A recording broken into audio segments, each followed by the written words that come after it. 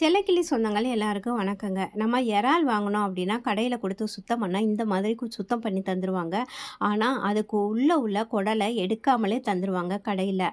நம்ம என்ன பண்ணணும், வீட்டில் வாங்கிட்டு வந்து அந்த குடலை மட்டும் இப்படி எடுக்கணும், இந்த சிசரை வச்சு இப்படி கட் பண்ணணும் நடுவில் அப்படின்னா ரொம்ப ஈஸியாகவே இந்த குடல் ஃபுல்லாக வந்துருச்சு பாருங்கள்.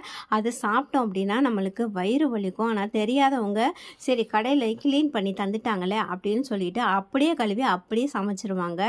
இது வயிற்று வலியை உண்டாக்கும். இங்கே பாருங்கள், இந்த குடல் இவ்வளோ நீள குடல்.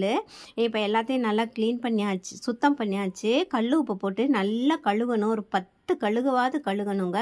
கழுக இந்த மாதிரி நிறையா வரும். நல்லா அலசிக்கிடணும். அலசிட்டு நம்ம வந்து சமைச்சோம் அப்படின்னா ரொம்ப சூப்பராக இருக்கும் பாருங்கள். ரொம்ப க்ளீன் ஆயிடுச்சு. இந்த வீடியோ பிடிச்சிருந்தா எனக்கு சப்போர்ட் பண்ணுங்கள். இந்த வீடியோ பற்றி எல்லாருக்குமே ரொம்ப நன்றி.